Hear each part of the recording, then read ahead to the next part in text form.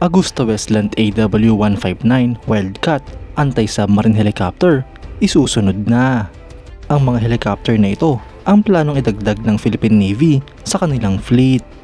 Yan ang pag-uusapan natin, pero bago yan, kung bago ka lang sa aking channel, ay huwag mong kalimutang mag-like, subscribe at hit mo na rin ang notification bell button para lagi kang updated sa mga bagong videos natin.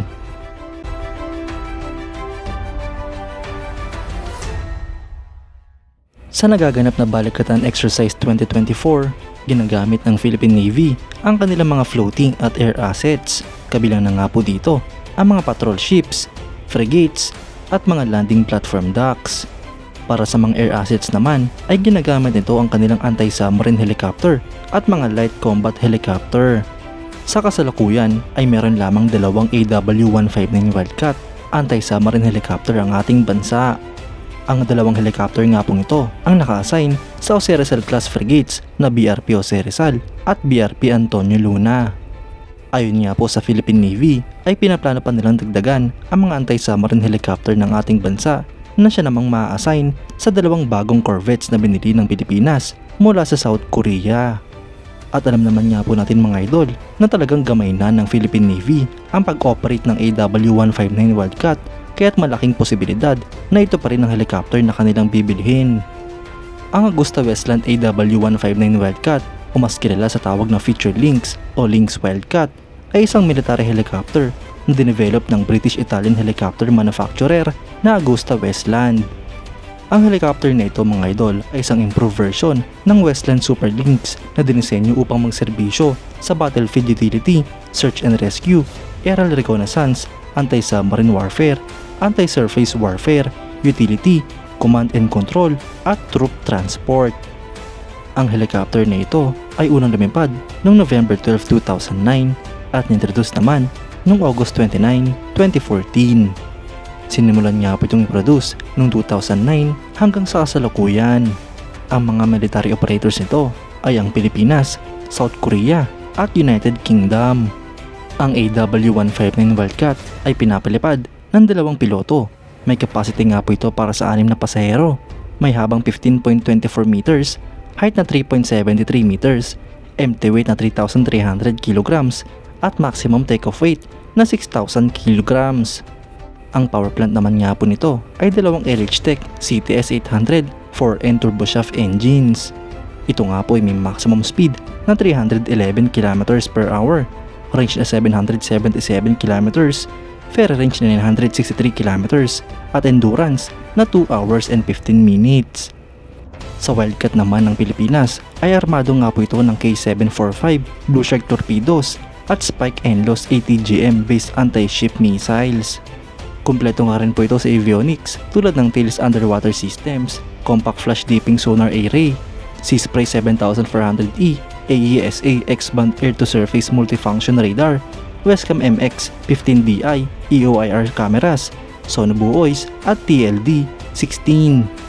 Mga idol, magandang nga po at madagdagan ang mga AW159 Wildcat ng ating bansa dahil kailangan ng anti-submarine capabilities ng Philippine Navy. Malaking tulong nga po ito mga idol, lalo pat karagdagang capability ito para sa ating bansa, lalong-lalo na sa anti-submarine warfare. Ngayong Horizon 3 ay malaki nga po ang posibilidad mga idol na isasama ang acquisition project para sa additional na mga AW159 Wildcat na anti-submarine helicopter. Sa unti-unting pag-acquire ng Pilipinas ng mga moderno at malalakas na kagamitan ay unti-unti nga rin pong lumalakas ang puwersa ng ating bansa. Ito nga po ang produkto ng modernization program at hindi pa nga po ito natatapos dahil meron pang mga acquisition project na ating gagawin. Bukod pa dyan mga idol ay handa pa nga po tayong tulungan ng Australia, Japan at Estados Unidos upang mas maboost ang capabilities ng ating bansa.